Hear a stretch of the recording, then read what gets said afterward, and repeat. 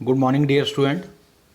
मैं सुरेंद्र कुमार भारत आप सब लोगों का स्वागत करता हूं आपके अपने यूट्यूब चैनल पॉलिटी लाइव में। और आज की इस वीडियो में हम डिस्कस करने वाले हैं क्लास 10th के एक चैप्टर को, that is lesson number 1 from history.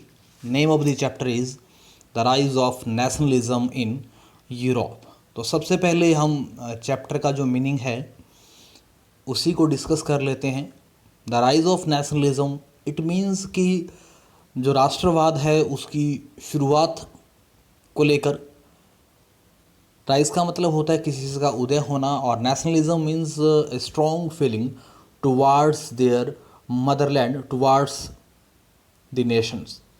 एक देश के प्रति जो आगाध प्रेम की भावना होती है, देश के प्रति जो एक समर्पण की भावना होती है, देश के प्रति एक जो स्ट्रॉन्ग फीलिंग होती है, उसी को नेशनलिज्म कहा जाता है। In Europe, it means Europe के देशों में। तो चैप्टर का जो मीनिंग है वो यही बनता है कि यूरोप के देशों में जो राष्ट्रवाद है उसका उदय कैसे हुआ। आप यहाँ एक पिक्चर देख पा रहे होंगे, और this picture is very popular because इस पिक्चर में जो फ्रेडरिक जो सरियो थे, उन्होंने जो कुछ बनाया, जो कुछ उन्होंने एक्सप्लेन किया, वो बहुत ही रिमार्केबल था। और तो सबसे पहले हम इसी पिक्चर के बारे में बात करेंगे। It is a utopia of the Frederic Sorrieu. देखिएगा, इस पिक्चर के बारे में 4-5 जो लाइनें हैं बहुत इंपॉर्टेंट है। Frederic Sorrieu prepares this picture. ये पिक्चर किसने बनाई? तो फ्रेडरिक सरियो ने। It was prepared in 1848। इसे बनाया गया 1848 में। In this print he visualised his dream. इस पिक्चर में जो फ्रेडरिक सरियो था उसने अपना जो ड्रीम था, अपना जो यूटोपिया था, उसे इसमें दिखाने की कोशिश की, जिसमें उसने बात की डेमोक्रेटिक और सोशल रिपब्लिक के बारे में। In this picture, he showed that people of all social classes of Europe and America marching in a long train. इस पिक्चर में उसने ये दिखाया कि किस तरीके से यूरोपियन जो कंट्रीज़ हैं, ठीक है, और अमेरिकन जो कंट्रीज़ हैं, उनके लोग एक लाइन में मार्च कर रहे हैं, एक लाइन में स्लोली वो मूव कर रहे हैं। They are offering homage to the statue of liberty as they pass by it. यानी जो स्टैचू ऑफ लिबर्टी है, स्वतंत्रता की जो मूर्ति है, वो उसको सम्मान देते हुए, रिस्पेक्ट देते हुए उसके पास से गुजर रहे हैं। As you know, artist of the times the French revolutions they personified liberty as a female figure. आप क्या जानते हैं कि जब फ्रेंच रेवोल्यूशन हुआ या जब फ्रांसीसी क्रांति हुई, तो उस समय लिबर्टी को एक फीमेल फिगर के रूप में पर्सोनिफाई किया गया, या उसे कहीं ना कहीं विजुअलाइज किया गया एक महिला के तौर पे, या एक महिला के रूप में। एक्सप्लेनेशंस ऑफ दिस पिक्चर, अगर इस पिक्चर की एक्सप्लेनेशंस की बात करें कि इस पिक्चर में क्या कुछ दिखाया गया, ठीक है। The statue of liberty torch a left hand enlightenments and charters of rights of men in the right hand। अगर हम स्टैचू ऑफ लिबर्टी को देखें तो अगर हम देख पाएंगे तो इसके दोनों हाथों के अंदर अलग अलग साइड में अलग अलग चीज़ें शो की गई हैं। लेफ्ट हैंड की बात करें तो यहाँ एनलाइटमेंट की बात की गई है। एनलाइटमेंट का मतलब होता है एक तरीके से किसी चीज़ की शुरुआत होना, किसी चीज़ में एक तरीके से अवेयरनेस होना, ज्ञान का उदय होना। And right hand, rights of man, यानी मानव अधिकारों की बात की गई।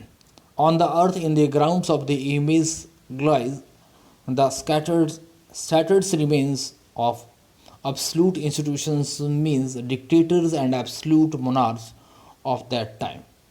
यानी अगर बात करें उस टाइम की अर्थ की बात करें तो वहाँ जो शो करने की कोशिश की गई है, उसमें ये दिखाने की कोशिश की गई है कि किस तरीके से जो एब्सोल्यूट जो इंस्टीट्यूशंस हैं वो टूटना शुरू हुए, या फिर डिक्टेटर की बात करें, एब्सोल्यूट मोनार्की की बात करें, तो उस टाइम में उनको कैसे तोड़ा गया, किस तरीके से उनसे आज़ादी पाने की कोशिश की गई, तो वो सब बातें यहाँ दिखाई गई.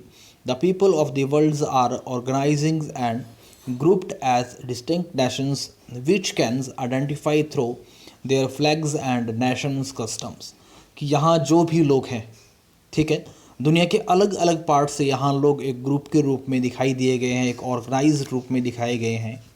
बट उनकी आइडेंटिटी की बात करें, उनकी पहचान की बात करें, या उनको किस तरीके से आइडेंटिफाई किया जा सकता है, तो वो किया जाता है on the basis of there flags and there national customs. कि उन्होंने कपड़े कैसे डाले हैं, उनके पास फ्लैग कौन सा है, उसी के बिहाफ पे उन लोगों को पहचाना जा सकता है. The processions is led by United State and Switzerland as they were already nation state.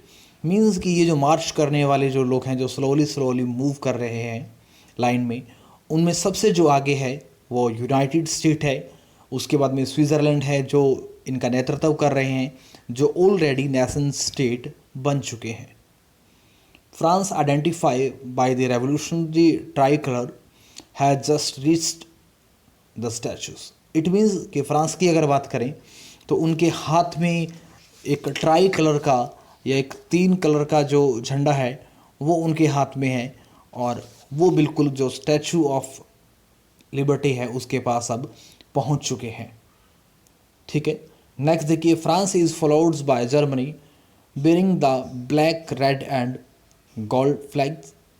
It means अगर फ्रांस है वो जर्मनी के पीछे है. ठीक है. फ्लैग की बात करें तो ब्लैक रेड एंड गोल्ड जो कलर है, गोल्डन जो कलर है, उस टाइप का जो फ्लैग है उसको लिए हुए है. At the times when this picture was printed the German peoples did not yet exist as a United Nations. The flags they carry is a expressions of liberal hopes in 1848 to unify the enormous German-speaking principles into a nation state. It means यहाँ तक कि अगर बात करें तो जो लोग हाथों में झंडा लेकर चल रहे हैं जर्मन के लोग, उनकी अगर बात करें तो अभी तक शायद जर्मन है वो एक नेशन स्टेट नहीं बना है. उनके लोगों को उम्मीद है कि बहुत जल्दी ऐसा होगा. ठीक है. और शायद इसी उम्मीद के साथ वो अपने हाथ में जो फ्लैग हैं उसको होल्ड किए हुए हैं. German peoples are followed by the peoples of Austria, the kingdom of two Sicilies, Lombardy, Poland, England, Ireland, Hungary and Russia. Means इनके बाद भी बहुत सारे कंट्रीज़ हैं जो लाइन में है, जिनको आइडेंटिफाई किया जा सकता है on the basis of their flag and on the basis of their national customs. आगे देखिए, look at the upper side the pictures share crescents and the angels gaze upon the scene. ऊपर को अगर देखेंगे तो ऊपर एक तरीके से आपको एक संत दिखाई देंगे. ठीक है, क्रिश्चियंस के, और दूसरी तरफ आपको एक एंजल दिखाई देगी, एक परी दिखाई देगी जो ऊपर से निगाहें इन लोगों के ऊपर बनाए हुए हैं, ऊपर से इन लोगों को देख रहे हैं. They have been used by Sorrieu to symbolise fraternity among the nations of the world. इस पिक्चर में सरयू ने ये दिखाने की कोशिश की है कि किस तरीके से दुनिया के देशों के बीच भाईचारा है और किस तरीके से वो एक दूसरे को सपोर्ट करते हुए, एक दूसरे को प्रमोट करते हुए आगे बढ़ रहे हैं. Now following are the issues with the chapter deals with the issues also visualized by Sorrieu. कि इस पिक्चर के अंदर, इस चैप्टर के अंदर जो चीज़ें हैं उनको पर्सोनिफाई करने की कोशिश की गई है, उनको एक्सप्लोर करने की कोशिश की गई है. तो वो कौन सी बातें हैं? एमर्जेंस ऑफ नेशनलिज्म, कि राष्ट्रवाद के उदय की बात की गई. During the 19th century, nationalism emerged as a force which brought about sweeping change in the political and mental world of the Europe.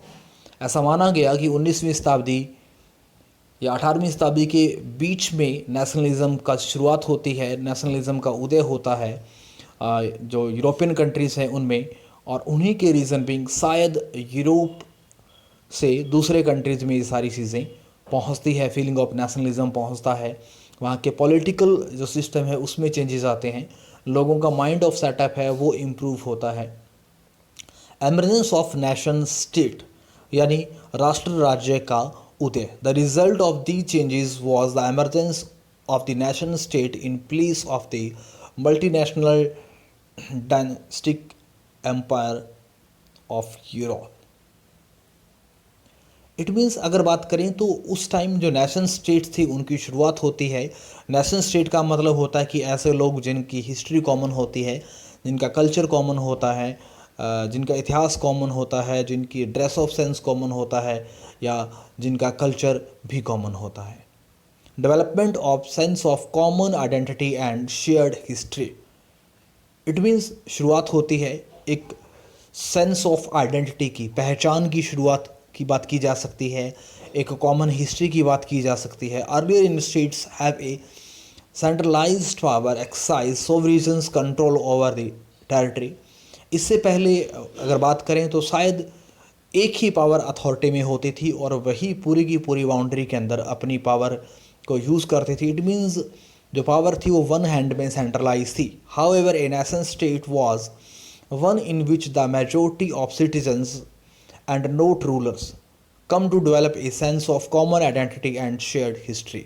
It means इसके बाद की बात करें, जैसे नेशन स्टेट जब सामने आया तो इसमें एक ही तरीके के लोगों की मेजॉरिटी देखी गई, ना कि रूलर्स की, ना कि राजाओं की, ठीक है। और इसके साथ साथ लोगों के बीच एक कॉमन जो आइडेंटिटी थी उसको शेयर किया गया, एक कॉमन हिस्ट्री को शेयर किया जाने लगा। इट मीन्स एक देश के लोगों की जो हिस्ट्री है, कल्चर है, रिलीजन है, वो सारे जब कॉमन होंगे तो उसे हम नेशन स्टेट बोल सकते हैं। Sense of commonness is a result of struggle, actions and suffering. It means लोगों के बीच जो कॉमननेस है, अगर फर्टिलिटी की बात करें या एक जैसी तरीक़ों की बात करें, एक जैसी सेंस की बात करें, कॉमन फीलिंग्स की बात करें, तो वो एकदम से लोगों के बीच नहीं आई। The commonness did not exist from time immemorial. This commonness exists through struggle, through an actions of leaders and common peoples and common sufferings.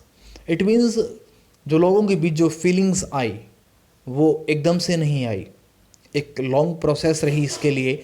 और कहीं ना कहीं इसमें जो लीडर्स हैं उनका सहयोग रहा होगा, लोगों ने स्ट्रगल किया होगा, एक लंबे टाइम तक लोगों ने अपने एक्शंस को लेकर काम किया होगा। तो इट मीन्स स्लोली लोगों के बीच द फीलिंग ऑफ जो कॉमननेस है, द फीलिंग ऑफ जो यूनिटी है, द फीलिंग ऑफ आइडेंटिटी है, वो डेवलप हुए होंगे। Now we talk about the some important terms. The very first is the feeling of nationalism या meaning of nationalism. It is defined as loyalty and devotions to a nation. It means एक देश के प्रति आपकी कितनी loyalty है, आप कितने ईमानदार हैं, आपका डिवोशन कितना है, तो उसे हम देश के प्रति एक स्ट्रॉन्ग फीलिंग बोल सकते हैं। Especially a sense of national consciousness and exalting on nations above all other nations and placing primary emphasis और promotions of its culture and interest. It means अपने देश की जो भी चीज़ें हैं, चाहे उस देश का कल्चर है, चाहे उस देश की लैंग्वेज है, चाहे उस देश का कॉन्स्टिट्यूशंस है, उन सब को प्राथमिक माना जाता है, प्राथमिकता दी जाती है और दूसरे देशों को कम। इट मीन्स कोई भी देश, कोई भी व्यक्ति अपने देश की जो चीज़ें हैं उनको प्रमोट करता हुआ दिखाई देगा, उस देश के इंटरेस्ट को प्रमोट करता हुआ दिखाई देगा, तो उसी को फीलिंग ऑफ नेशनलिज्म कहा जाएगा। अगर एक लाइन में हम इसे लिखना चाहें तो सीधा हम बोल सकते हैं it is a strong feelings towards the boundary of a nation by the citizen. Nation state it is a group of peoples with same culture, language, history and who have formed an independent country. Here in nation states people show sense of common identity. यानी एक nation जो state होता है उसमें culture, language, history सारी चीज़ें लोगों की कॉमन होती है, यहाँ तक कि उनका इतिहास कॉमन होता है। और ऐसे स्टेट को, ऐसे देश को एक नेशन स्टेट कहा जा सकता है।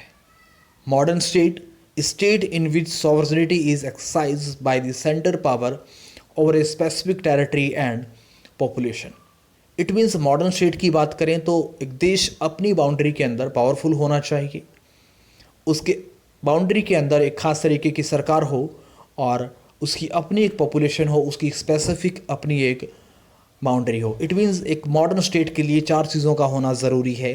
The very first one is sovereignty, it means supremacy over the territory, it means a country having power in their internal as well as their external affairs. Second one is central power, it means the government होनी चाहिए। Territory, specific territory, it means उस देश की अपनी एक सीमा होनी चाहिए, territory होनी चाहिए, बाउंड्री होनी चाहिए। And fourth one is population, population कितनी भी हो सकती है एक देश के लिए। Absolute government, a system of government wherein limitless power is vested in a single powers or body. Absolute government means एक ऐसी गवर्नमेंट जो सर्वशक्तिमान होती है, सारी की सारी पावर एक ही हाथ में होती है और वही सारी पावर को बियर करती है। It is a monarchical forms of government, ये जो एक गवर्नमेंट होती है, एक राजशाही गवर्नमेंट हम इसको बोल सकते हैं, एक सत्तावादी गवर्नमेंट इसे हम बोल सकते हैं। In which the ruler is the absolute authority and is not answerable to anyone. It means इसकी अगर बात करें तो इसमें जो भी अथॉरिटी होती है, ठीक है, वो सबसे ज़्यादा पावरफुल होती है, सबसे हाई पावरफुल होती है और वो अपने किसी काम के लिए किसी के प्रति आंसरेबल नहीं होती, किसी के प्रति वो कोई भी उत्तर नहीं देती। तो आज की इस वीडियो में इतना ही, बहुत छोटी सी वीडियो है। उम्मीद करूँगा कि जितना अभी आपको मैंने समझाने की कोशिश की होगी वो आप लोगों को इजीली समझ में आया होगा। तो आज के लिए इतना ही। बने रहें मेरे YouTube चैनल के साथ और ऐसे ही लाइक करते रहें, शेयर करते रहें और सब्सक्राइब करते रहें। जय हिंद, जय भारत।